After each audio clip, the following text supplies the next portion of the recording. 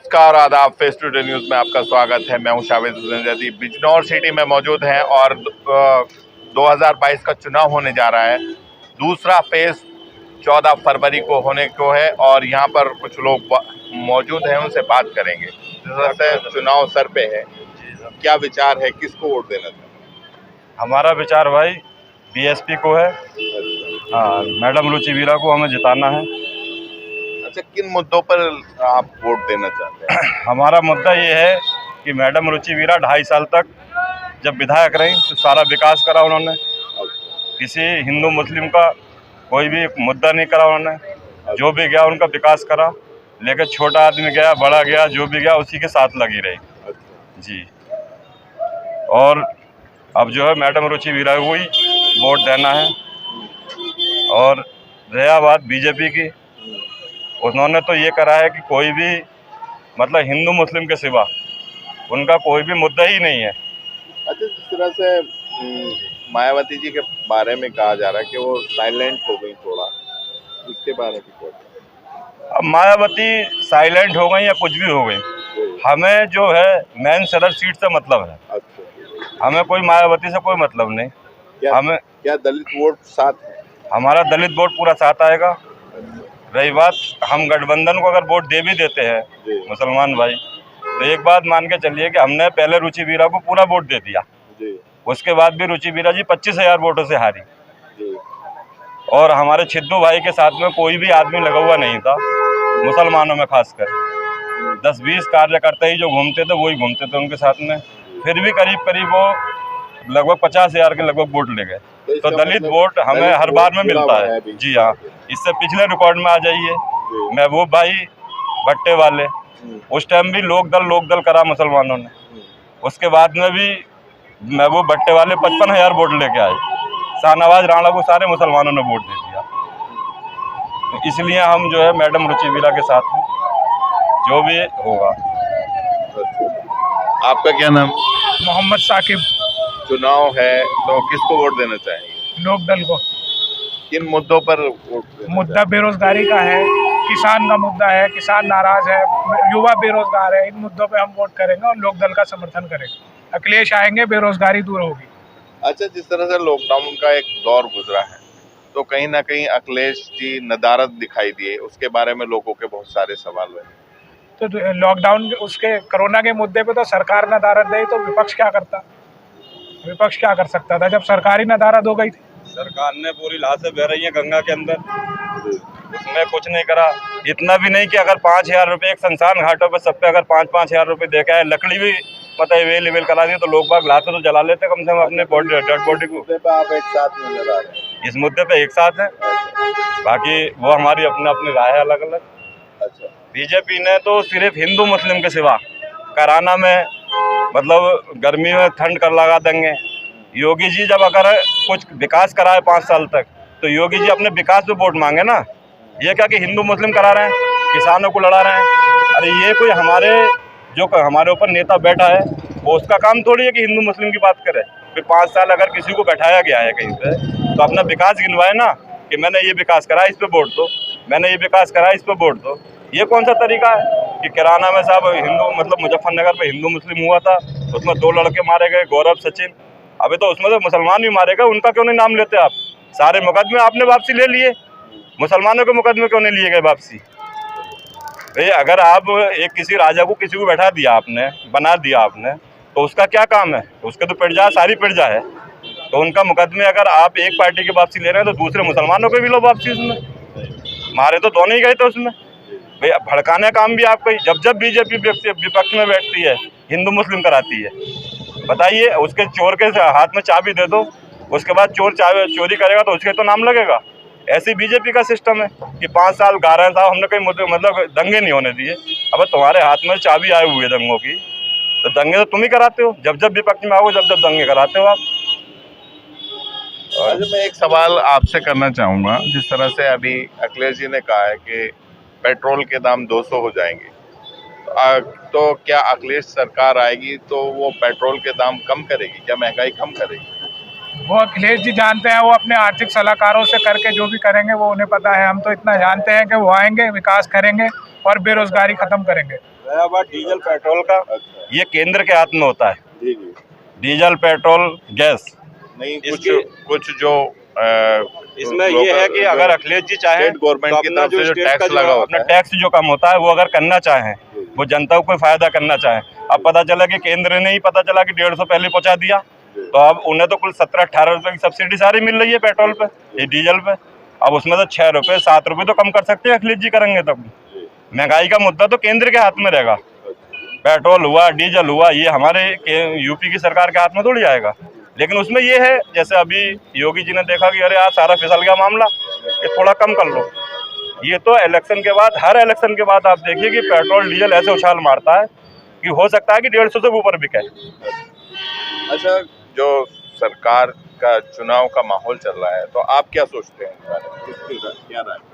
चुनाव का माहौल तो ये है कि जो इस टाइम विकास का मुद्दा भी था, जो योगी जी ने वादे करे थे वो पूरे नहीं हुए, समझे, कि रोज़गार देंगे, विकास अच्छा होगा। विकास नहीं बल्कि देश का नाश हो गया। दूसरी बात ये है कि लगता है कि अब के बार जो है बदलाव है, बदलाव क्यों नहीं? सरकार जो है अखिलेश की बनने जा रही है। हो सकता है कि गठबंधन में बने, समझे। हाँ, और ये है कि हमारे बिजनौर के हिसाब से विधायक एक सेकुलर जो है वो हमें चाहिए, जो सबकी बात सुन सके। और उसमें जो है तीनों में जो है विधायक सबसे अच्छी जो है रुचिवीर है। अच्छा, गठबंधन की बात कर रहे हैं आप, और उधर रुचिवीर आपको पसंद कर रहे हैं, तो अलग बात। यहाँ पे जो है ना सीट जो है इसी तरीके की है। बस सरकार जो है अखिलेश की आ रही, लेकिन यहाँ जो है विधायक हमें सेकुलर चाहिए। जब सरकार अखिलेश की आ रही है, तो विधायक जो है आपका वही बेहतर काम करेगा जो उसकी सरकार से होगा, उसके गठबंधन से होगा। आप फिर दूसरा विधायक क्यों चुनना चाहते हैं? नहीं, वो सेकुलर है, अच्छी है, सबकी बात सुनती है। उसके अंदर जो है आजमा रखा है उन्हें, 2 साल 2 महीने कार्यकाल रहा है उनका, अच्छा विकास करा उन्होंने। कोई जात बिरादरी का उनके अंदर वो नहीं है। अच्छा, डॉक्टर नीरज के बारे में क्या विचार है? ठीक है, वो भी अपनी जगह, लेकिन सीट यहाँ से निकल नहीं पाई। जी, क्या कहेंगे? डॉक्टर नीरज के बारे में बताऊं, कोरोना काल के समय में भी उन्होंने लोगों की सेवा की है। जब कोरोना काल चल रहा था तब भी उन्होंने, डॉक्टरों ने भी जो है बचाया है पब्लिक को। बेदाग, बिल्कुल बेदाग सिपाही वो है वो डॉक्टर। और डॉक्टर नीरज ही जीतेंगे यहाँ से गठबंधन से प्रत्याशी, क्योंकि किसानों के मसीहा, मजदूरों के मसीहा, मरीजों के मसीहा, जितने उसके अंदर गुण हैं इतने शायद ही किसी प्रत्याशी में होंगे। उनके हालात आज भी ऐसे हैं, बिल्कुल बेदाग छवि के लोग। मौका मिलेगा आपको, उनको, उनके लिए तया दिल से जितने लोग, भाई कहीं भी चले जाओ, किसी मोहल्ले में चले जाओ, शक्ति चौराहे पे बैठे हैं वो, आधी रात दरवाजे खुले उनके लिए, कोई भी आदमी जा सकता है। कोरोना काल के समय में इन सरकारों ने क्या किया, हमें रात में जागना पड़ रहा, खेतों में और जाके लठ बजा रहे हैं गाँव पे, और उन पे जानवरों पे उन्होंने हमें बांट रखा है। इन्होंने क्या किया, इन्होंने सिवाय महंगाई के किसान के लिए, मजदूर के लिए बताओ क्या किया है। पेट्रोल पे महंगाई, डीजल पे महंगाई, बिजली पे महंगाई, उसके अलावा खाद पे महंगाई, कृषि यंत्रों पे 28% GST। क्या मतलब था? 10 साल के ट्रैक्टर कटेंगे, कहाँ जाएंगे भाई? वो कौन किसान ऐसा है भाई? इस सरकार में तो तंग आ गए, तंग। झूठ के अलावा इसके पास कुछ नहीं है।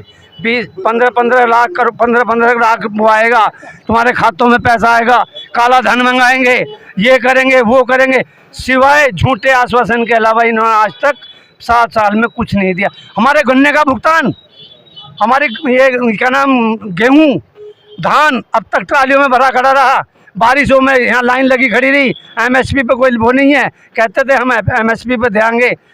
इन्होंने दलाल पाल रखे हैं, बेई आते हैं, किसानों के बेचारों का खरीदते हैं, और किसानों के नाम पे ही वो लाला सेठ लोग जो है उनको बेचते हैं, फ़ायदा उठाते हैं, समझे। ये सरकार पूंजीपतियों की सरकार है, किसानों की, मजदूरों की सरकार नहीं है।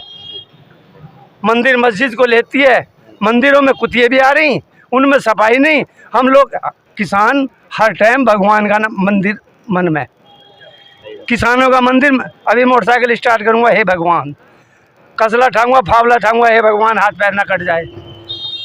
हमारा मंदिर मन में है, कौन मना कर रहा है इनको मंदिर बनवाने को, मस्जिद बनवाने को? इनको तो मुद्दे चाहिए। आज से कोर्ट ने आदेश करे, अब कैसे बन गया वो?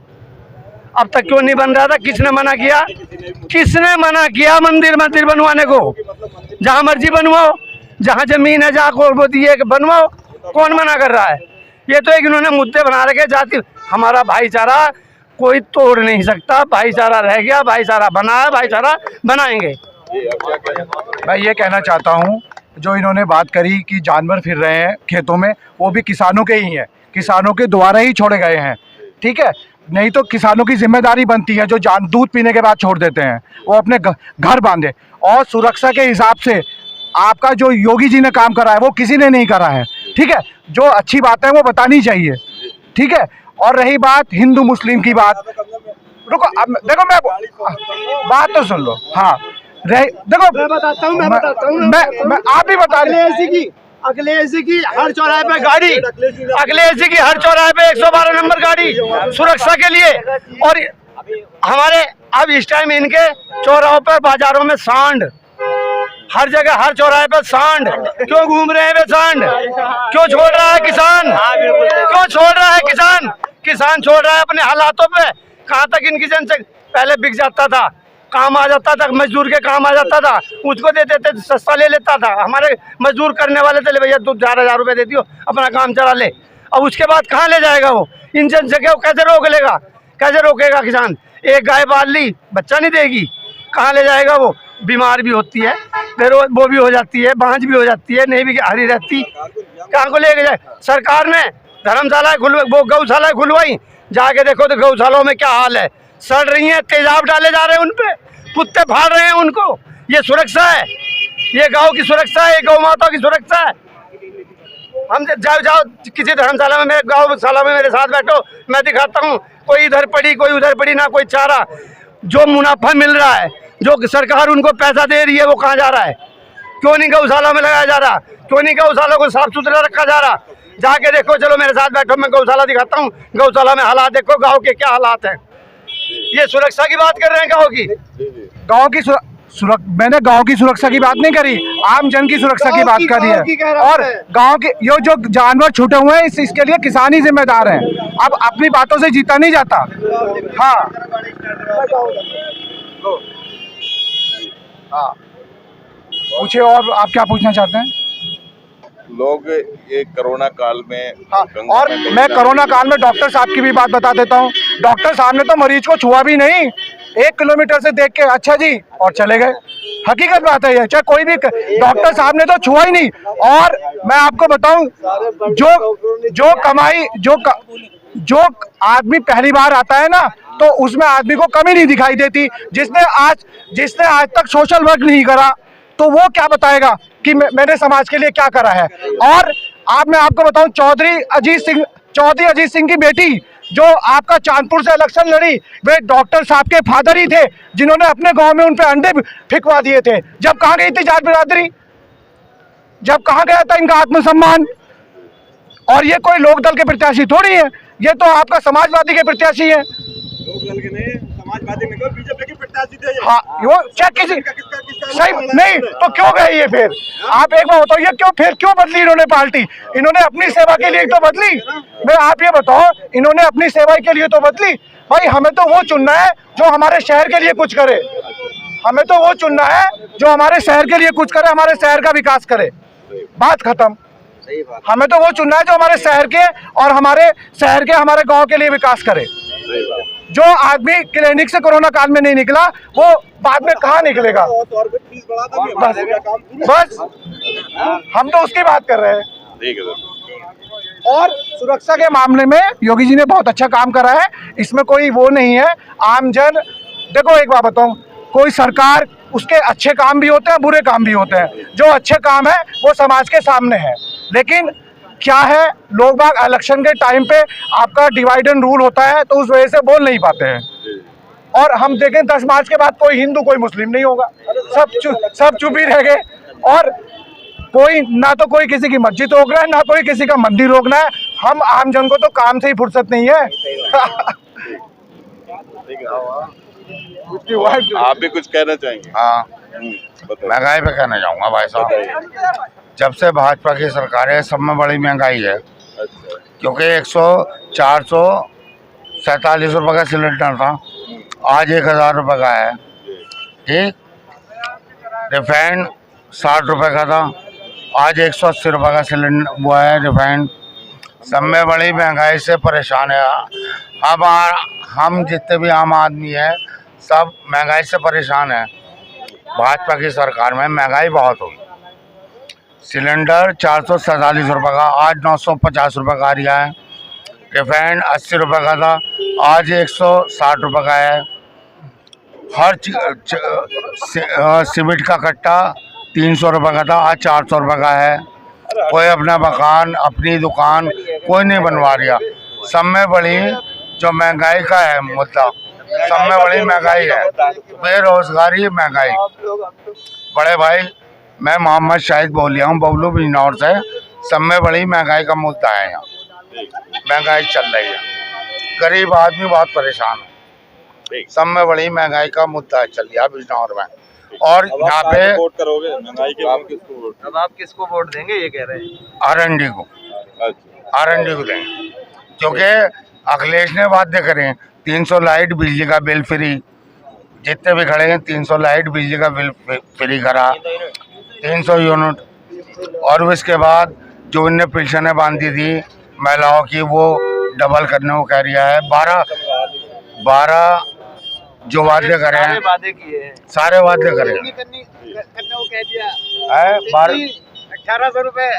हाँ, सारी चीज हम जो है समाजवादी को समर्थन करेंगे, बिजनौर के जितने भी कार्यकर्ता हैं। ठीक है सर। और कोई कुछ कहना चाहेगा?